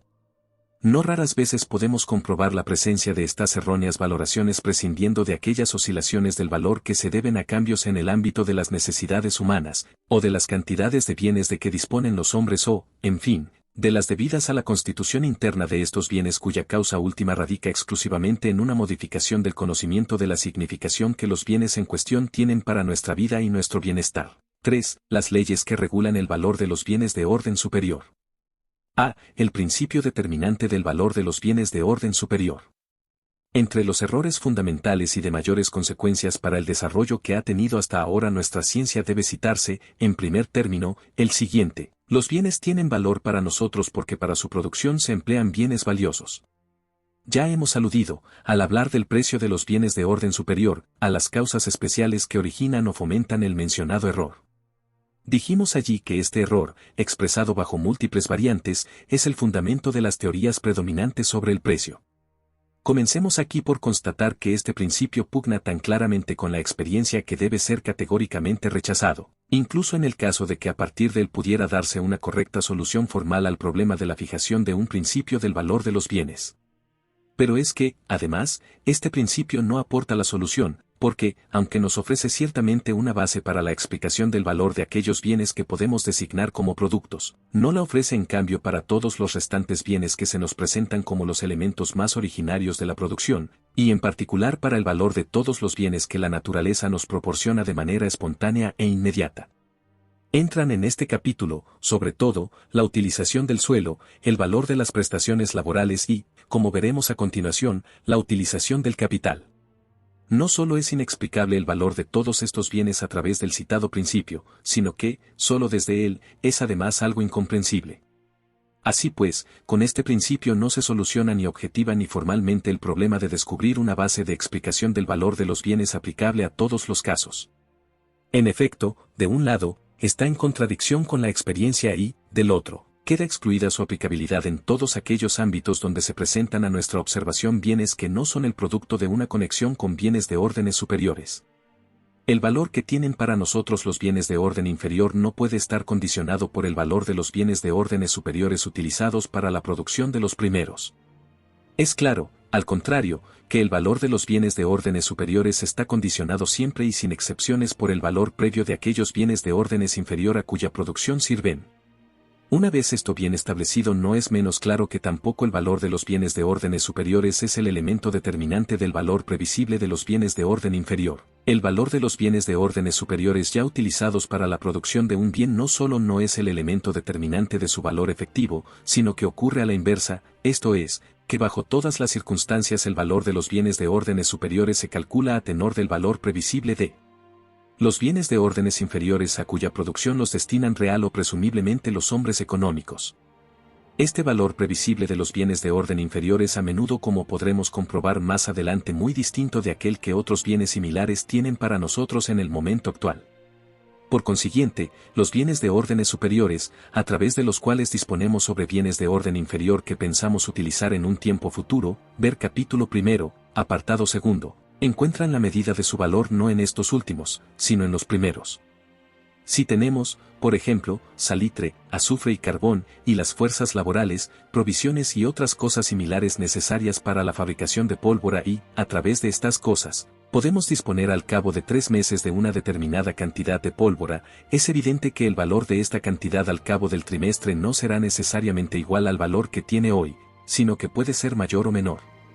De donde se deduce que el valor de los mencionados bienes de órdenes superiores no encuentra su medida en el valor de la pólvora en este momento, sino en el que este producto tendrá previsiblemente al final del plazo requerido para su fabricación. Cabe incluso imaginar el caso de que una determinada cantidad de un bien de orden inferior o del primer orden no tenga en el momento actual ningún valor, por ejemplo, el hielo en invierno, mientras que al mismo tiempo las cantidades correspondientes de bienes de orden superior que nos aseguran unas similares cantidades del citado bien para una época posterior, por ejemplo, los materiales e instalaciones necesarios para hacer hielo artificial, considerados en su conjunto, tengan valor respecto de otras épocas posteriores. Y también a la inversa. Entre el valor que tienen para nosotros en el presente los bienes de orden inferior o respectivamente del primer orden y el valor que tienen también ahora los bienes de órdenes superiores necesarios para la producción de los primeros no existe, pues, ningún nexo necesario. Es, más bien, patente que los primeros derivan su valor de la relación entre necesidad y cantidad disponible en el momento actual y los segundos de la relación previsible entre necesidad y cantidad disponible respecto de un periodo futuro, en el que podremos disponer de los bienes del primer orden mediante los bienes de orden superior de que estamos hablando. Si aumenta el valor previsible de un bien de orden inferior para un periodo futuro, entonces aumenta también, en esta situación, el valor de aquellos bienes de orden superior cuya posesión nos asegura la disposición sobre los bienes de referencia para la época posterior. En cambio, el aumento o la disminución del valor de un bien de orden inferior en el momento actual no tiene ninguna conexión causal necesaria con el incremento o la disminución del valor de los bienes correspondientes de órdenes superiores de que disponemos en este momento. En conclusión, el valor de los bienes de orden inferior en el momento actual no se rige por el valor de los bienes correspondientes de órdenes superiores, sino que más bien, y bajo todas las circunstancias, el valor previsible del producto es el principio determinante del valor de los bienes correspondientes de órdenes superiores. B. Sobre la productividad del capital. La transformación de los bienes de orden superior en bienes de un orden inferior sigue el mismo ritmo temporal que los restantes procesos de transformación. Así pues, los periodos de tiempo respecto de los cuales disponemos de bienes del orden inferior a través de nuestra posesión de bienes de órdenes superiores se hallan tanto más distantes cuanto más elevado es el orden de estos últimos bienes. La creciente aplicación de bienes de órdenes superiores para la satisfacción de nuestras necesidades tiene, como ya vimos antes, la consecuencia de multiplicar progresivamente las cantidades de medios de bienes de consumo inmediato. Ahora bien, esto solo es posible bajo el supuesto de que la actividad previsora de los hombres se extienda a periodos del futuro cada vez más distantes. Un indio salvaje se afana sin descanso por cubrir sus necesidades para el día siguiente, un nómada, que no consume todos los animales útiles de que dispone, sino que se dedica a la cría de animales jóvenes, produce bienes de los que solo dispondrá al cabo de algunos meses. En los pueblos de alta cultura, una parte nada desdeñable de los miembros de la sociedad se dedican a la producción de bienes que solo contribuirán a la satisfacción de necesidades humanas al cabo de varios años y hasta de varios decenios. Los agentes económicos pueden, por tanto, gracias al hecho de que abandonan la economía de ocupación y avanzan por el sendero de la producción de bienes de órdenes superiores para la satisfacción de sus necesidades, multiplicar los bienes de consumo inmediato de que disponen en virtud y en la medida de este progreso. Pero con una condición, a saber, que amplíen los espacios temporales a que se extiende su actividad previsora en la misma medida en que progresan hacia los bienes de órdenes superiores. Hay en esta condición una importante limitación del progreso económico. El hombre dirige siempre su temerosa preocupación a asegurarse los medios de consumo necesarios para la conservación de su vida y de su bienestar en el presente y en el próximo futuro. Esta preocupación es débil cuanto más distante es el porvenir a que se extiende. Este fenómeno no es casual, sino que hunde sus raíces en la naturaleza humana. En efecto, en la medida en que la conservación de nuestra vida depende de la satisfacción de nuestras necesidades, es evidente que la seguridad de la satisfacción de las necesidades de los espacios temporales más próximos tiene prioridad sobre la de los espacios más distantes. Incluso en el caso de que de la disposición sobre una determinada cantidad de bienes dependa no nuestra vida, pero sí nuestro bienestar permanente, sobre todo nuestra salud, la conservación de este bienestar en un futuro inmediato es, de ordinario, la condición previa para tenerlo también en épocas posteriores. De poco nos sirve, efectivamente, disponer de los medios necesarios para la conservación de nuestro bienestar en un remoto futuro si la necesidad y la miseria han destruido ya nuestra salud en el presente o han impedido nuestro desarrollo. Y lo mismo cabe decir respecto de aquellas otras satisfacciones de necesidades que solo tienen para nosotros la significación de placeres. Tal como enseña la experiencia, los hombres suelen dar mayor importancia a un placer del momento actual o de un próximo futuro que a otro de la misma intensidad, pero situado en un futuro más distante. La vida humana es un proceso en el que las fases de desarrollo del futuro están siempre condicionadas por las fases precedentes. Un proceso que, una vez interrumpido, ya no puede reanudarse y, gravemente perturbado, no puede restablecerse en su total perfección. Según esto, la previsión para conservar nuestra vida y asegurar nuestro desarrollo en las fases posteriores tiene como presupuesto indispensable la preocupación por las épocas vitales anteriores. Podemos, de hecho, observar que prescindiendo de fenómenos económicos enfermizos los sujetos económicos se afanan primero por asegurar la satisfacción de las necesidades del futuro inmediato y solo después atienden a los del futuro más distante, según unas secuencias temporales. La circunstancia que pone un límite a los esfuerzos de los agentes económicos por hacerse con cantidades de bienes de órdenes superiores cada vez más elevados es la necesidad de utilizar ante todo los bienes de que actualmente disponen para la satisfacción de necesidades del futuro inmediato, solo después pueden dedicarse a la preocupación y previsión respecto de aquellos otros situados en un futuro más distante. Dicho de otra forma, la utilidad económica que los hombres pueden conseguir del creciente empleo de bienes de órdenes superiores para la satisfacción de sus necesidades está condicionada por el hecho de que solo pueden disponer de cantidades de bienes para espacios temporales distantes una vez que han cubierto sus necesidades para un futuro inmediato. En las primeras etapas de la evolución cultural y al comienzo de cada una de sus nuevas fases, cuando solo algunos agentes económicos aislados asumen la tarea de hacerse con bienes de órdenes superiores, los primeros inventores, descubridores o, respectivamente, los primeros empresarios, suele carecer de carácter económico aquella parte de los bienes de este orden que hasta ahora no tenían ninguna aplicación en la economía humana y de los que, por tanto, aún no existía ninguna necesidad.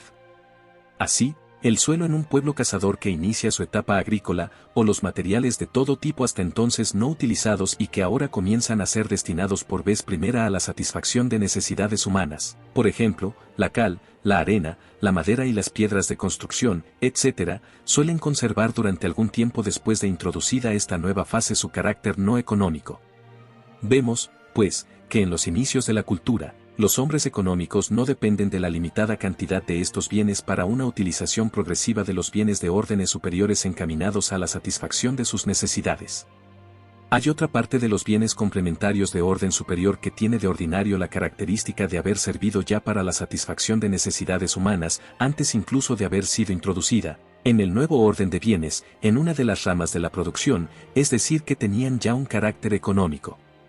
Pertenecen, por ejemplo, a este tipo de bienes las simientes y las fuerzas laborales que un individuo necesita para pasar de la economía de ocupación a una economía agraria. Estos bienes, que el individuo en cuestión utilizaba hasta ahora como bienes del primer orden y que también en adelante pueden desempeñar esta función, son necesarios, en la nueva etapa como bienes de un orden superior, en la medida en que este sujeto quiere participar en la utilidad económica antes mencionada. Dicho con otras palabras, nuestro individuo puede elegir entre utilizar estos bienes para la satisfacción de una necesidad inmediata o casi inmediata, o bien reservarlos para tiempos situados en un futuro más distante. Con la creciente evolución de la cultura y la progresiva utilización de nuevas cantidades de orden superior a cargo de los sujetos económicos va adquiriendo también carácter económico una buena parte de los antes mencionados bienes de órdenes superiores, por ejemplo, los terrenos, la cal, la arena, la madera, etc. Capítulo 2, apartado 1b. Ahora bien, la posibilidad de participar de las ventajas económicas vinculadas a la utilización de bienes de órdenes superiores, en contraposición a la actividad de mera ocupación, y, en un estadio ulterior de la cultura, vinculadas incluso a la utilización de bienes de órdenes superiores en contraposición a la limitación a los medios de producción de orden inferior, depende de que un individuo disponga en el presente y con destino a épocas futuras de cantidades de bienes económicos de orden superior, en todos aquellos lugares en donde se ha desarrollado ya un activo comercio y pueden intercambiarse bienes o cantidades de bienes económicos de todo tipo. Dicho con otras palabras, depende de que este individuo posea capital. Con esta reflexión hemos alcanzado ya una de las verdades más importantes de nuestra ciencia, la que se refiere al principio de la productividad del capital. Pero este principio no debe entenderse en el sentido de que la disposición sobre cantidades de bienes económicos, existentes ya en el periodo temporal precedente y destinados a otros periodos más distantes, dentro de un determinado periodo de tiempo pueda contribuir por sí misma y sin ulteriores condiciones a la ampliación de los medios de consumo directo puestos a disposición del hombre. Tiene solo el sentido de que la disposición sobre cantidades de bienes económicos dentro de unos determinados periodos de tiempo constituye para un sujeto económico un medio para la mejor y más plena satisfacción de sus necesidades. Se trata, pues, de un bien, y de un bien económico, allí donde las cantidades de utilizaciones del capital de que disponemos son menores que la necesidad de las mismas. Así pues, la satisfacción más o menos completa de nuestras necesidades depende tanto de la disposición sobre cantidades de bienes económicos dentro de unos periodos de tiempo determinados, es decir, de las utilizaciones del capital, como de nuestra disposición sobre otros bienes económicos. Por consiguiente, también aquellos bienes son objeto de nuestro juicio sobre el valor y, como veremos a continuación, objeto igualmente del intercambio humano. C. Sobre el valor de las cantidades complementarias de los bienes de orden superior. Para transformar los bienes de orden superior en otros de orden inferior se requiere un cierto espacio intermedio, es decir, que para la producción de bienes económicos es necesario poder utilizar el capital durante un periodo de tiempo determinado. Este periodo difiere de unos casos a otros según sea la naturaleza del proceso de producción y, dentro de una misma rama de producción, es tanto mayor cuanto más alto es el orden de los bienes que deben utilizarse para la satisfacción de las necesidades humanas. Se trata de un periodo temporal inseparable de cualquier tipo de producción. Dentro de este periodo de tiempo, la cantidad de bienes económicos de que aquí hablamos, el capital, está ya asignada, es decir, no puede emplearse en otros objetivos de producción. Por consiguiente, Para poder disponer de un bien o de una cantidad de bienes de orden inferior en un determinado momento futuro no basta con poseer de modo pasajero y en un concreto punto temporal los correspondientes bienes de órdenes superiores, sino que depende además de que conservemos en nuestro poder los bienes de orden superior de que estamos hablando durante un periodo de tiempo más o menos largo, según sea la naturaleza del proceso de producción, y de que los empleemos en los procesos productivos. En las secciones precedentes hemos visto que la disposición sobre cantidades de bienes económicos dentro de unos periodos de tiempo dados tiene valor para los hombres económicos, como lo tienen otros bienes económicos, y es, por tanto, evidente que dondequiera se trate del valor que tiene para los sujetos económicos y respecto del presente la totalidad de los bienes de orden superior necesaria para producir un bien inferior, este valor solo puede ser igual al valor previsible del producto A. Condición de que se incluya también en el cálculo el valor de la correspondiente utilización del capital. Si nos preguntamos, pues, sobre el valor de aquellos bienes de orden superior a través de los cuales dispondremos en el curso de un año de una determinada cantidad de grano, advertiremos que el valor de la simiente, de la utilización del suelo, de los correspondientes trabajos agrícolas, etc., es decir, la totalidad de los bienes de orden superior necesarios para producir la mencionada cantidad de grano, encontrarán su medida en el valor previsible de esta cantidad al cabo del año, cf. Capítulo 3, apartado 3, pero solo bajo el supuesto de que en el cálculo se haya introducido también el valor que representa el poder disponer de los correspondientes bienes económicos dentro del año y para el correspondiente sujeto económico. En cambio, el valor de los bienes de orden superior a que nos venimos refiriendo es, de suyo, y en el presente, equivalente al valor del producto previsible, previa deducción del valor de la correspondiente utilización del capital. Supongamos, para dar una expresión numérica a lo que venimos diciendo, que el valor previsible del producto disponible al cabo de un año equivale a 100 y que el valor de la disposición sobre la cantidad de los correspondientes bienes económicos de orden superior dentro del año, el valor de la utilización del capital, equivale a 10. Es claro entonces que en el momento actual el valor de la totalidad de las cantidades suplementarias de bienes de orden superior requeridas para la producción del mencionado producto, excluida la utilización del capital correspondiente, no equivale para un sujeto económico a 100, sino solo a 90. Si el valor de la utilización del capital fuera 15, entonces el otro valor solo sería 85. El valor que para cada uno de los individuos económicos concretos tienen los bienes es, como ya hemos dicho varias veces, la base principal de la formación del precio. Sí, como la experiencia nos enseña, los compradores de bienes de orden superior nunca pagan por los medios técnicos de producción complementarios necesarios para la producción de un bien de orden inferior la totalidad del precio que previsiblemente tendrán aquellos bienes, sino que solo pueden admitir y admiten de hecho precios algo inferiores, es decir, que la venta de bienes de orden superior tiene un cierto parecido con el descuento aunque el precio previsible del producto es siempre el fundamento del cálculo. Este fenómeno tiene su explicación en lo que hemos venido diciendo. El proceso de transformación de unos bienes del orden superior en otros de órdenes inferiores o del primer orden está condicionado, además, y bajo cualquier circunstancia para ser un proceso económico, por el hecho de que lo prepara y dirige en sentido económico un sujeto a sí mismo económico.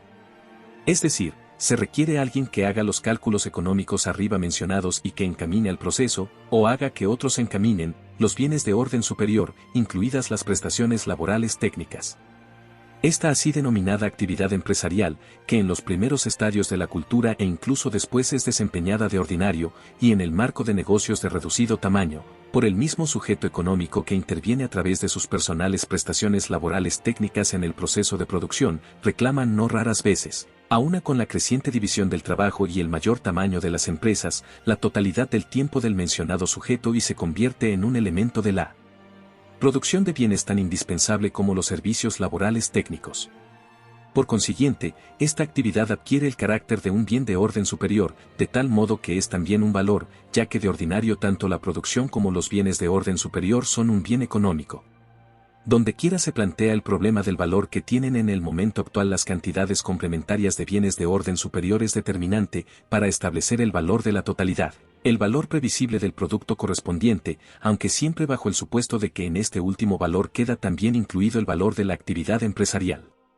Sintetizando cuanto venimos diciendo, se advierte que el valor que tiene para nosotros, en el momento presente, la totalidad de las cantidades complementarias de bienes de orden superior, es decir, la totalidad de materias primas, fuerzas laborales, utilización de terrenos, máquinas, herramientas, etc., necesarias para la producción de un bien de orden inferior o del primer orden tiene su medida en el valor previsible del correspondiente producto. En el cálculo de este valor deben incluirse no solo los bienes de orden superior requeridos para la producción técnica, sino también la utilización del capital y la actividad empresarial, ya que son condiciones previas tan absolutamente indispensables para toda producción económica de bienes como puedan serlo los ya mencionados requisitos técnicos. Por consiguiente, el valor que tienen de suyo y en el momento actual los elementos técnicos de la producción no son igual al valor total previsible del producto, sino que se regula siempre de tal modo que quede abierto un margen para el valor de la utilización del capital y de la actividad empresarial. D. Sobre el valor que tienen para nosotros cada uno de los bienes de órdenes superiores. El valor de un bien concreto o de una concreta cantidad de bienes, para el sujeto económico que dispone de ellos, es, como ya hemos visto, igual a la significación de aquella satisfacción de necesidades a las que tendría que renunciar en el caso de que no pudiera disponer del bien o de la cantidad de bienes correspondientes. Hemos podido llegar, sin mayores dificultades, a la conclusión de que también en el caso de los bienes de orden superior el valor de cualquier cantidad parcial de los mismos es igual a la significación que tienen para nosotros aquellas satisfacciones de necesidades cuya seguridad depende de que tengamos a nuestra disposición los bienes en cuestión, a no ser que se oponga a ello la circunstancia de que un bien de orden superior no pueda ser utilizado en la satisfacción de las necesidades humanas por sí mismo, sino solo en conexión con otros bienes, los complementarios, de orden superior. En este último caso podría surgir la pregunta de si para la satisfacción de unas necesidades concretas dependemos no de la disposición sobre un bien concreto de orden superior o de una concreta cantidad del mismo, sino solo de la disposición sobre cantidades complementarias de estos bienes consideradas en su conjunto. En tal caso, solo estas cantidades tendrían valor en sí mismas para el sujeto económico. Es cierto que solo disponemos de cantidades de bienes de orden inferior mediante las cantidades complementarias de los bienes de órdenes superiores.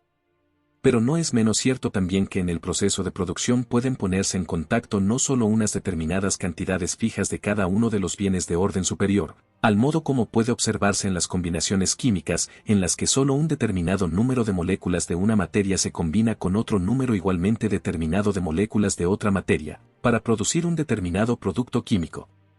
La experiencia más universal nos enseña, al contrario, que puede obtenerse una determinada cantidad de un bien cualquiera de orden inferior a partir de bienes de órdenes superiores cuyas relaciones cuantitativas son muy diferentes entre sí.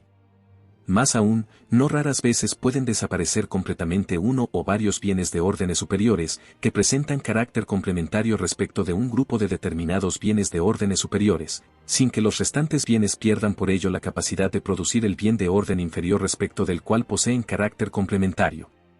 Para producir cereales se utilizan terrenos, semillas, fuerzas laborales, abonos, aperos de labranza, etc.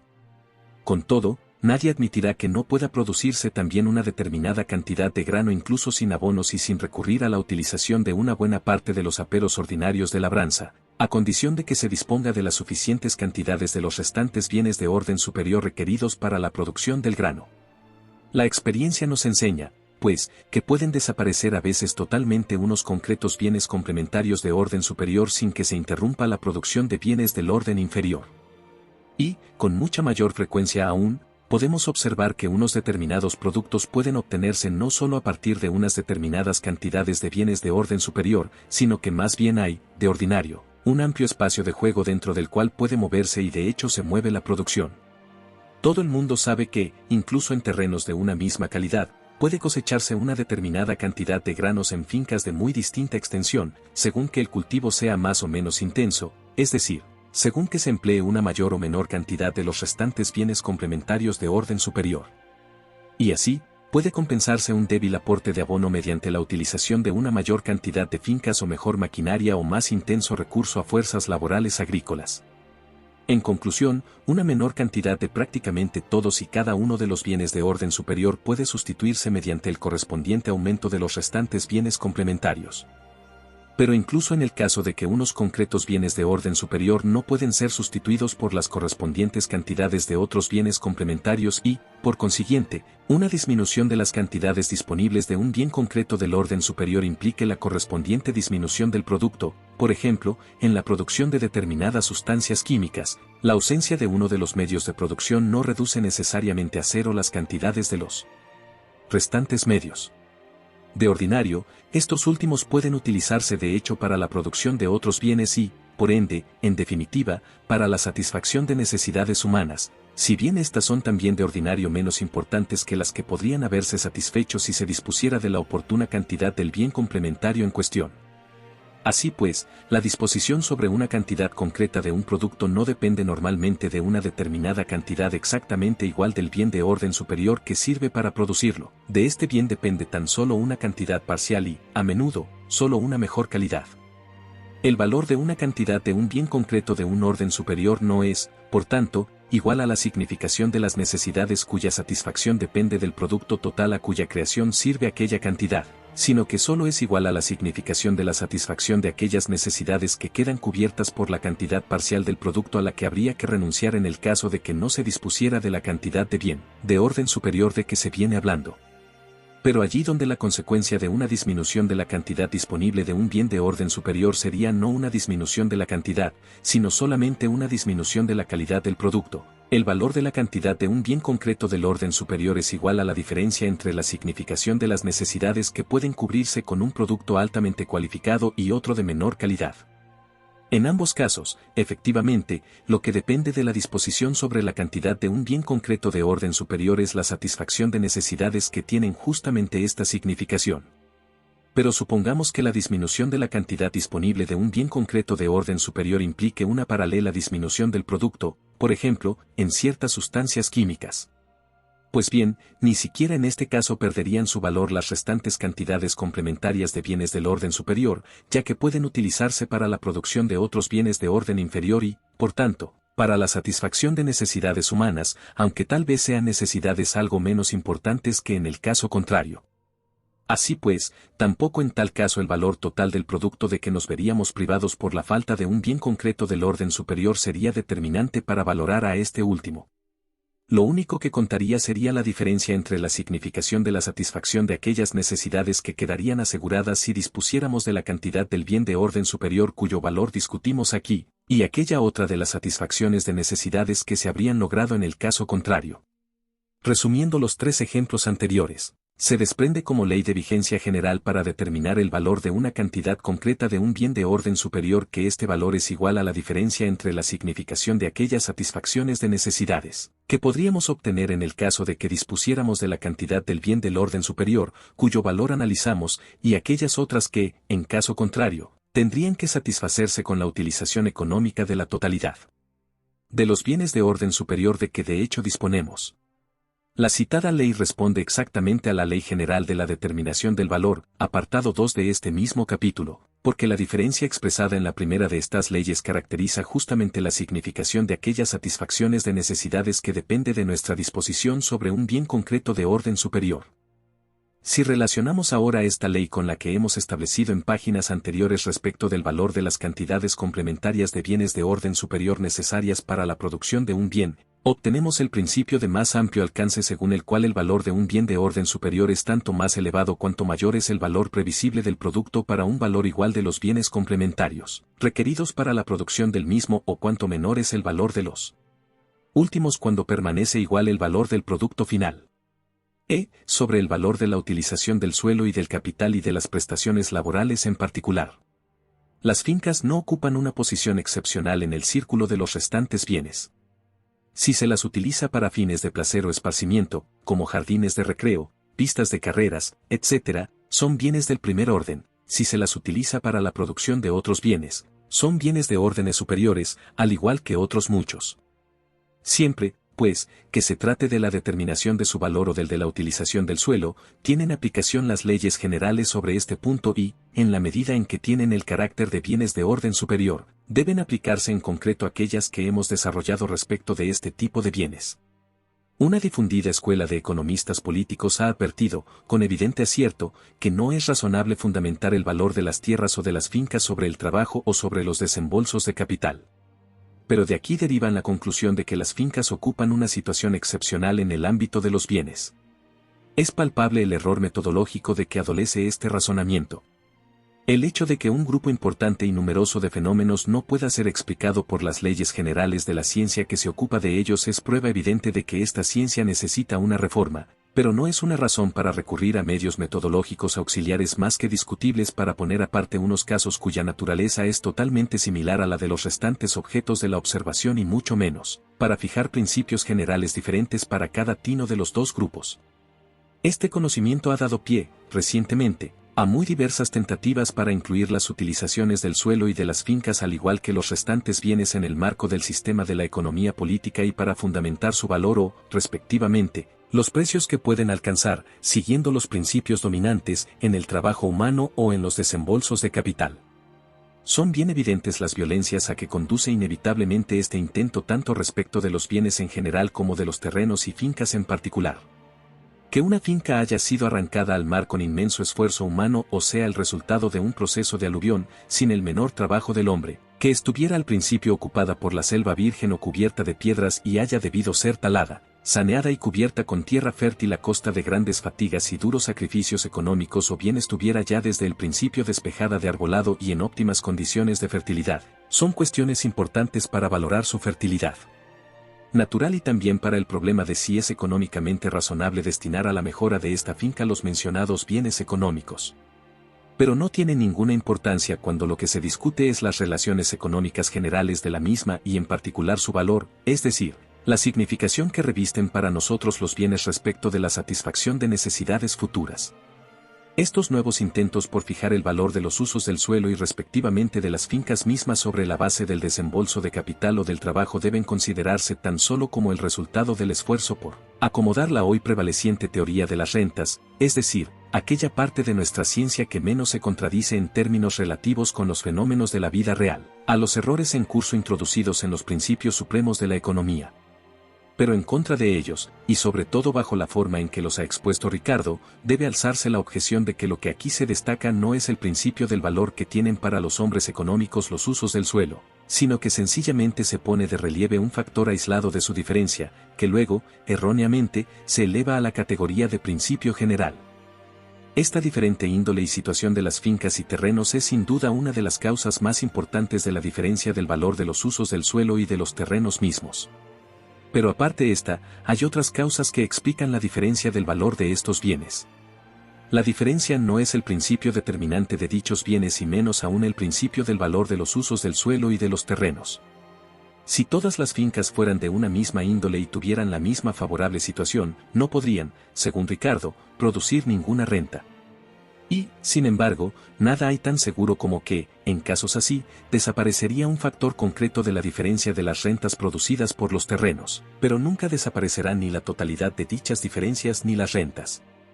Por otra parte, no es menos claro que en una región en la que exista una gran falta de suelo, hasta los terrenos más desfavorables y menos cualificados producirán una renta, sin que este fenómeno pueda ser explicado por la teoría de Ricardo. La forma concreta en que aparecen los terrenos y los usos del suelo son objeto de nuestro cálculo del valor exactamente igual que todos los bienes restantes. También ellos tienen un valor solo en cuanto que dependemos de ellos para la satisfacción de nuestras necesidades.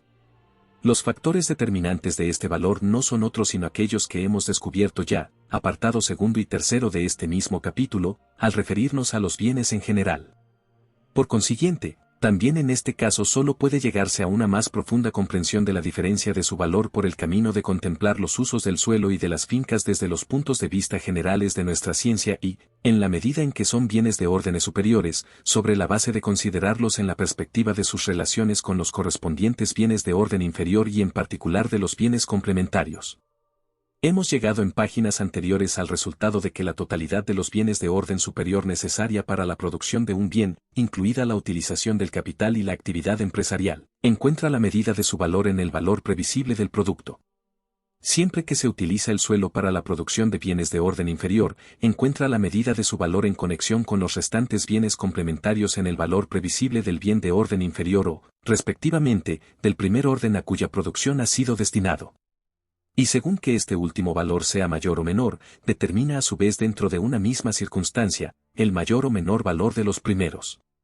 Pero por lo que hace al valor que tienen de suyo para los hombres económicos las concretas utilizaciones del suelo o, respectivamente, las fincas concretas, se regula, al igual que todos los demás bienes de orden superior, por el principio de que el valor de un bien de orden superior es tanto mayor cuanto mayor es el valor del producto previsible y tanto menor bajo unas mismas circunstancias cuanto menor es el valor de los bienes complementarios, de orden superior. Por consiguiente, el valor de la utilización del suelo se halla sujeto a las mismas leyes generales que regulan, por ejemplo, la utilización de máquinas, herramientas, viviendas, fábricas y de todos los restantes bienes económicos, sea cual fuere su índole. Pero lo anteriormente dicho no pretende negar las peculiares características que tiene la utilización del suelo o de los terrenos, como las tienen también, por lo demás, otros machos géneros de bienes. Los bienes de que venimos hablando solo están de ordinario a disposición de un pueblo en unas cantidades determinadas, difícilmente ampliables. Son, además, bienes inamovibles y de calidades extremadamente diferentes. A estas tres causas pueden reducirse todas las peculiaridades de los fenómenos de valor, tal como hemos podido advertir a propósito de la utilización del suelo y de los terrenos. Estas peculiaridades, tomadas en su conjunto, y en cuanto referidas a las cantidades y cualidades de los terrenos de que disponen los agentes económicos en general y los habitantes de unos determinados territorios en particular, son, por tanto, factores de la determinación del valor que, como ya hemos visto, influyen no solo en el valor de los usos del suelo y de las fincas, sino también en todos los restantes bienes. Por tanto, sus fenómenos de valor no revisten ningún carácter excepcional.